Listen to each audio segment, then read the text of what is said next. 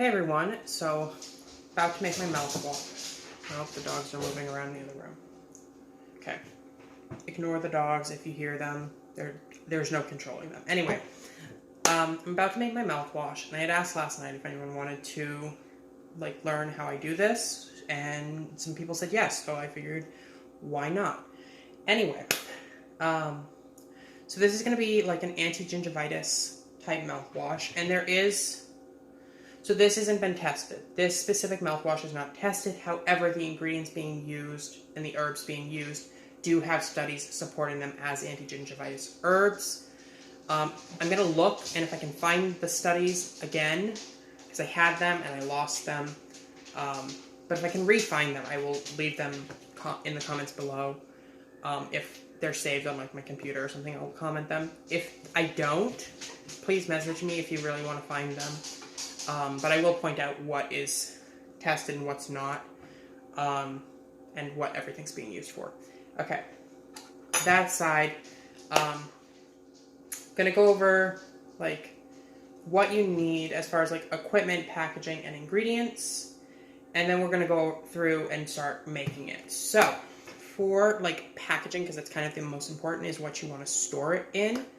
I like things like this or this. I'm not using this. I really wish I was, but this has a toner in it right now, and I can't use this. So I'm gonna have to get more of these because I actually like these. This is an 8-ounce apothecary bottle. These are great. I'm using this. This is like a 6-ounce water bottle type thing. It's just like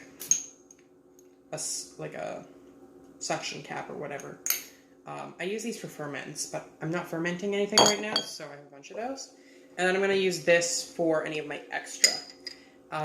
Once you make this, it has about a 3 to 5 day shelf life in the fridge.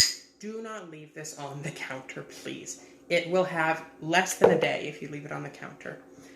That's not helpful. You want it to last. You want it to have a shelf life. Leave it in the fridge. If you have an issue, if you have sensitive teeth or sensitive gums, you can pull it out of the fridge an hour or so before you use it so it can come back to temperature. But as soon as you've used it, put it back in the fridge.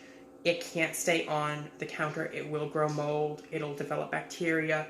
Just a lot of really bad stuff. Because there's no preservative of any sort in here. Or if there is in any of the ingredients, it's not going to be sufficient enough to preserve the entire mouthwash for any more than the 3 to 5 days in the fridge. So, okay. As far as equipment for processing and making, you're going to need some sort of measuring cup.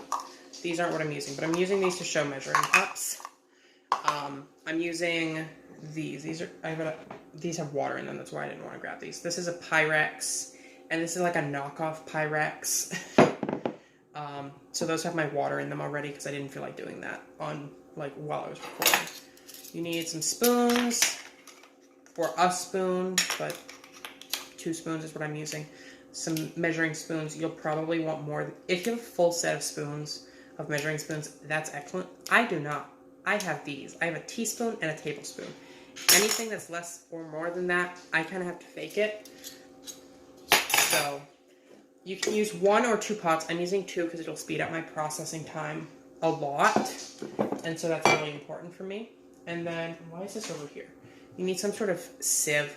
I don't want to use this. This is plastic. If my metal one comes out of the dishwasher before I have to strain anything, I'm going to use that. But some sort of sieve or cheesecloth or like a tea strainer, something like that would work. And then if you're like me and you don't actually have a flavoring extract or a mouth-safe essential oil, something like what's it called? Who makes the safe essential oils? Most essential oils that are quality, so you can, the locally made ones or the higher quality type ones, are safe to use for mouthwash.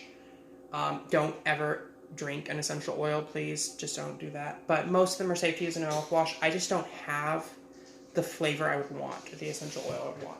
I was going to use this extract. This is like a cheap flavoring extract that I use to make cookies. But I found the extract. It took me 2 days to find this. Found the box, found the bottle. The bottle's empty, so I don't have a flavoring extract. So I'm kind of stuck with what little bit of flavor comes out of the product on its own.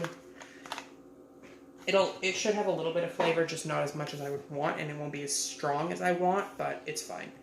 As far as your ingredients, your key ingredients, as far as the herbal ones that are actually like active ingredients, I like to call them botanical actives.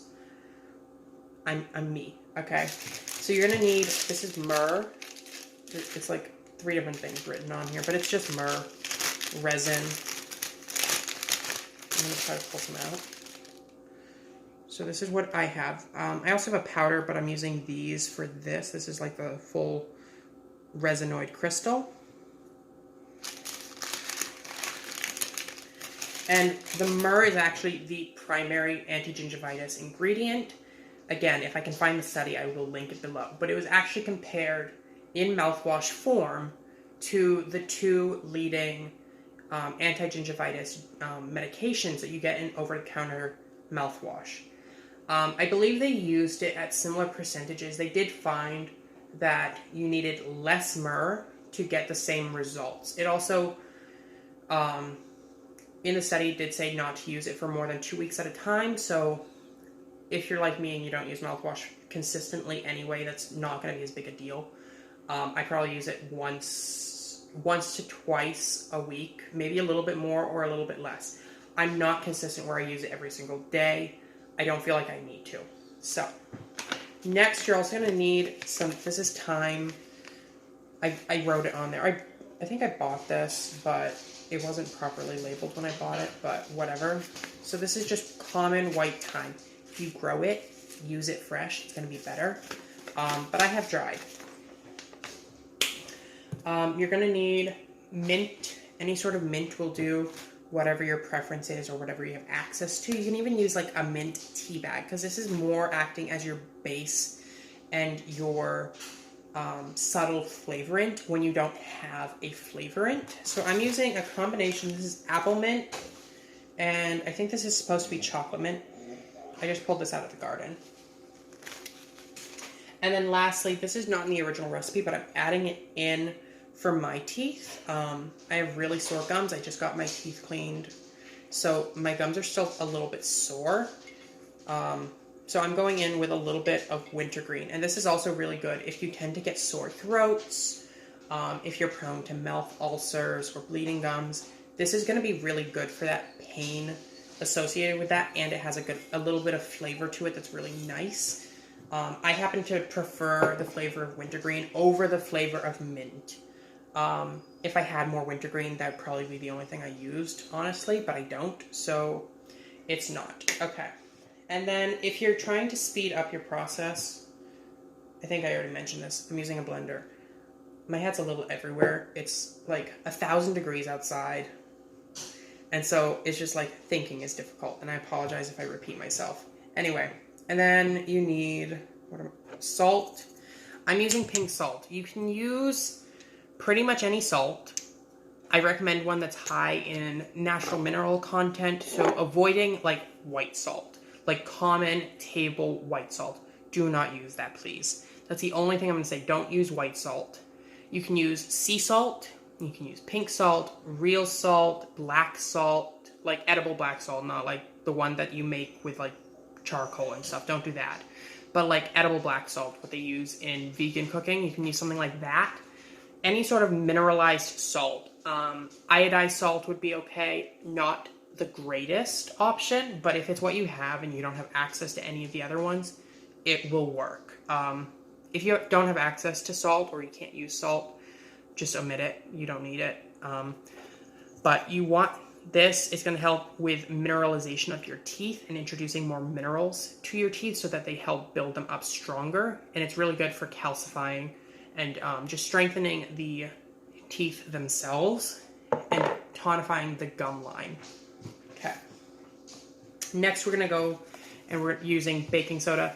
This is literally the cheapest brand of baking soda that I think I've ever owned.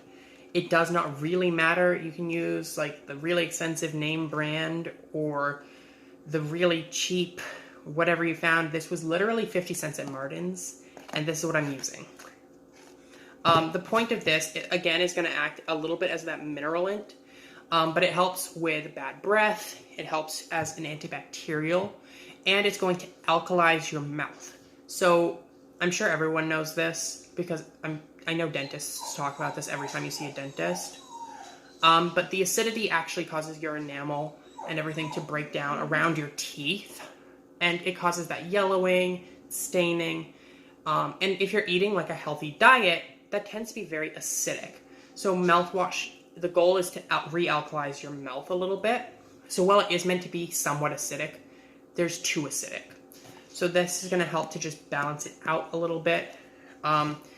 If you want to be super fancy about it, you can take a pH strip. Don't do it directly into it. Pour some off into a small cup, and you can test the pH. You're looking usually for about a 6 to like somewhere between 5.8 and 6.5 would be your ideal range. It's very similar if you're making skincare products, where it would be between like 4.5 and 5.5, just a little bit more alkaline. Okay. And then some optional ingredients are things like flavorant extracts. Again, I don't have that. Xylitol, which is antibacterial. Again, something I don't have. I don't use it very often. People use it as a sugar substitute, which I think is scary because it kills bacteria. So you're kind of just killing the bacteria in your stomach that's supposed to be there.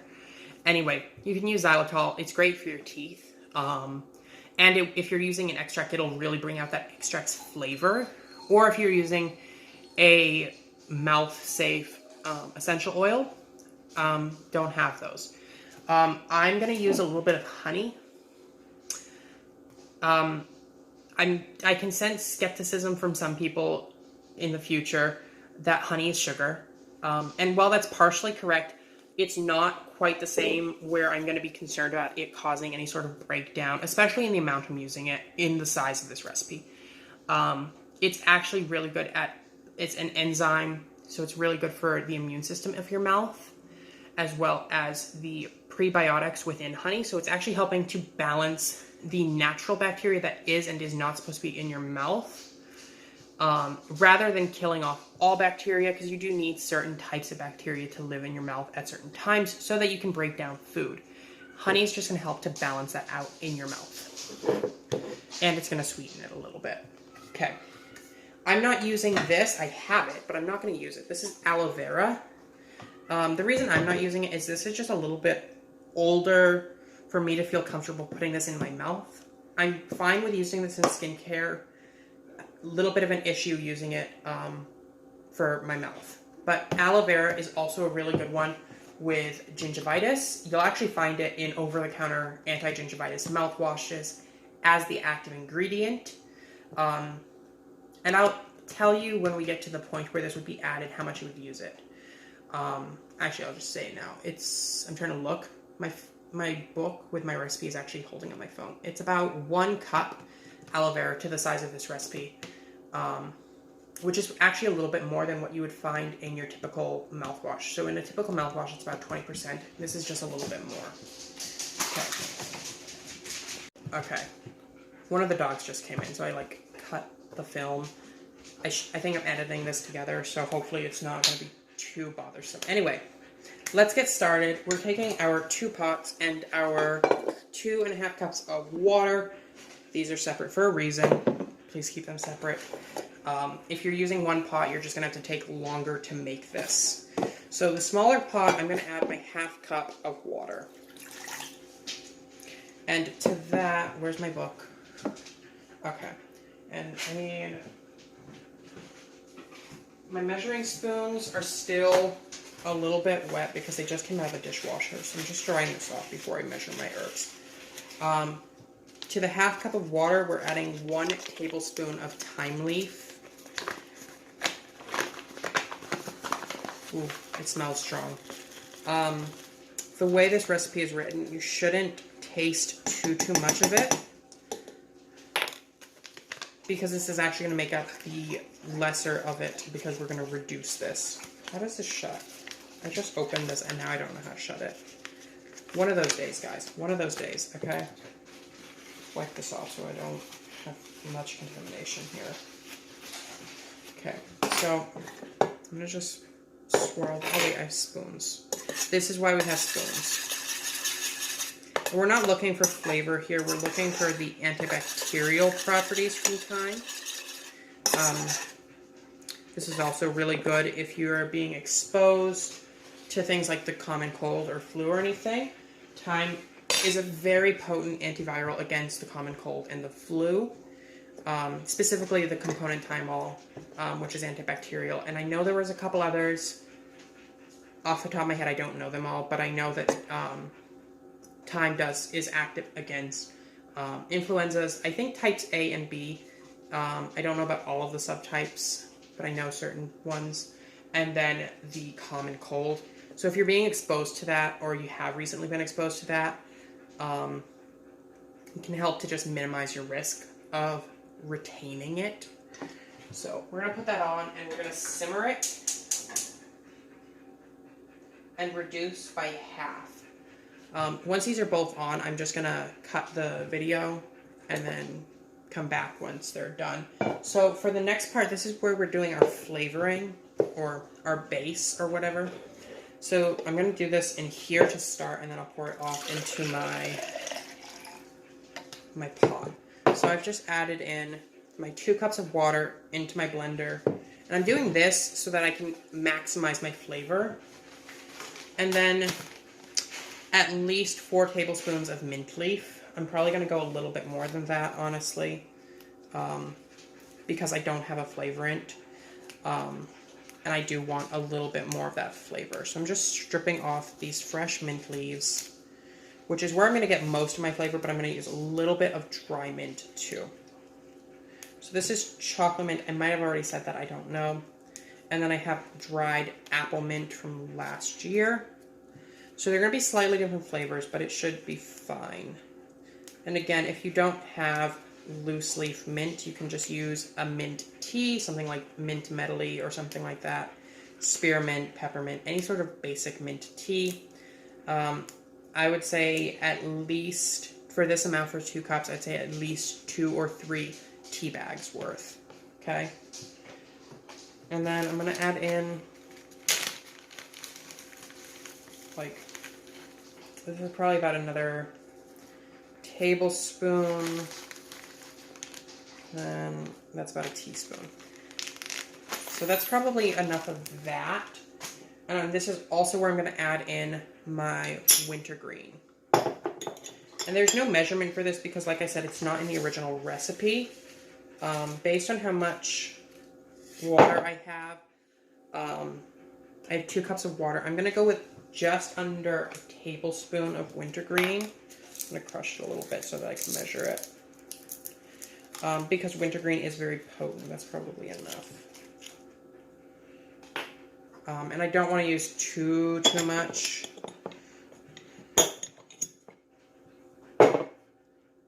And then just pop on top of that and blend. And then I'm just going to put this onto the stove top, simmer it so it'll come to a boil, and then I'll simmer it for 5 minutes, and then take it off and just let it cool.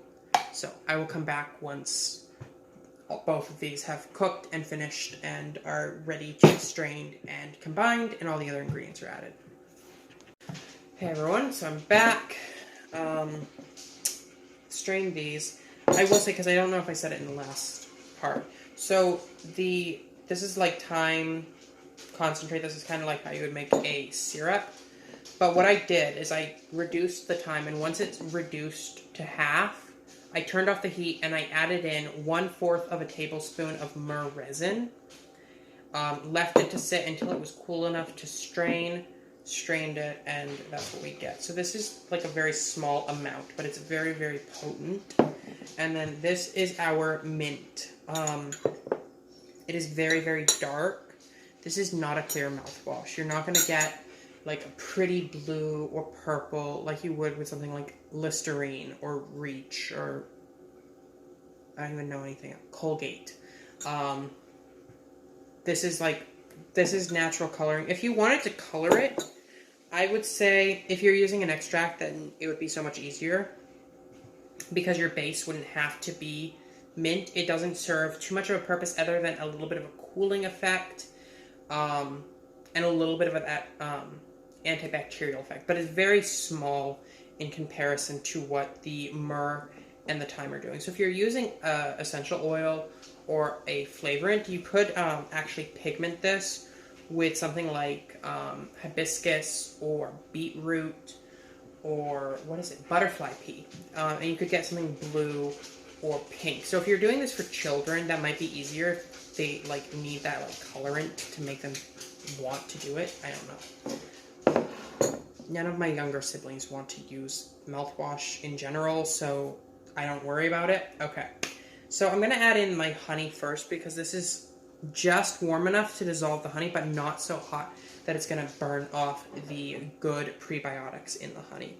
And we're getting 1 tablespoon of honey, and I'm gonna mix it into the mint. I'm not gonna combine the two parts yet because the thyme is actually a lot cooler than the mint is.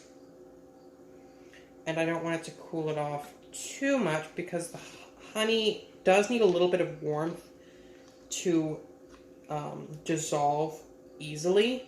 You could dissolve it in something very, very cold. It's just going to be far more difficult. Making a mess, of course. But it's delicious. This is semi-local honey, I think. Where'd this come from? Oh, this is from...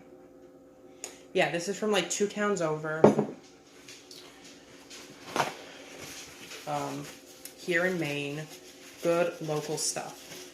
If you can buy local honey, it's actually going to be better for you because it's actually being exposed to all of the same environmentals as you, so the closer to you that you can get it. So I live in the middle of nowhere here in Shapley. So if I could find someone else in Shapley who sells honey that they raised in Shapley, that would be ideal.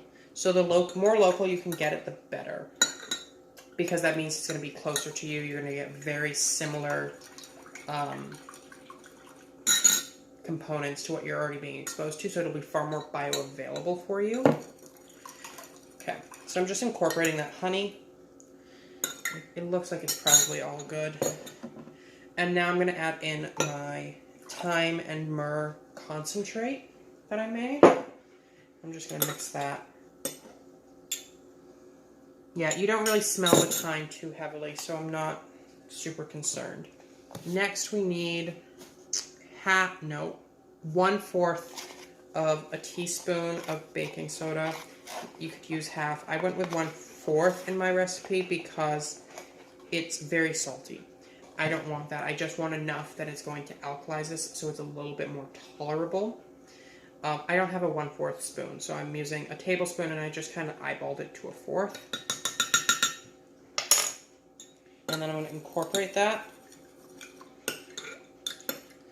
Again, doing this without a flavorant or an essential oil to flavor it, it's not going to be the best taste in the world. It'll still work though, and that's really what matters at the end of the day. Flavor is important because you're putting it in your mouth, but if you don't have flavor, it's not a big deal. So we're adding 1 pinch worth of pink salt, only because I'm not going to try to eyeball this with my teaspoon. So the real measurement is 1/32 of a teaspoon. We're adding a generous pinch of pink salt. You don't need a lot.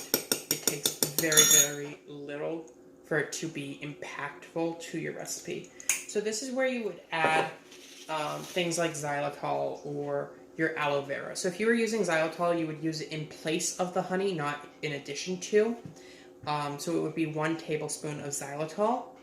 You could add 1 cup of aloe vera, which is going to boost that anti-gingivitis properties in the mouthwash. If you do that, I would also suggest maybe increasing how much flavorant or baking soda as well, because aloe is a little bit more on the acidic side. You're going to want to just boost the alkalinity of the that's not a word. You're going to want to alkalize the product a little bit more. So you're going to want to bring up the pH with more baking soda. So for the 1 cup of aloe vera, I would say just bring it up to either half or 3/4 of a teaspoon baking soda. And again, if you want to be really precise about it, get a pH meter or a pH strip. You can just test it if you're someone who's really obsessed with making sure that your teeth are getting exactly what you want. And you can adjust this with different herbs for different issues. Like I did, I added in the wintergreen. You could use things like yarrow for bleeding gums or for weak gums. What's another good? Sage is really good. Also really great for gingivitis and bacteria buildup in the mouth. It's great for bad breath. There's more that I can't think of, and I can't speak apparently either. So this is about what I'm going to finish at. If I had my extract for flavorant, I would just flavor to taste. So I would add like maybe 1/4 of a teaspoon at a time, just till I hit the flavor that I like. And you can do this with any extract. You could even use it with vanilla. I made one with vanilla. I didn't like it, so I'm not doing that. But then we're just going to pour it off into our bottle. This is going to be very, very difficult. Actually, I'm going to try doing it with like this, because this has a little bit more of a precise end. It might be easier to pour from.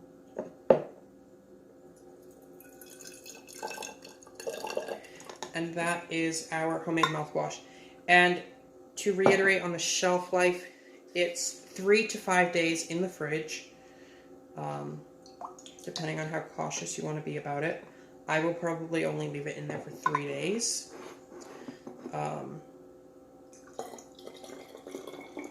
And then call it good.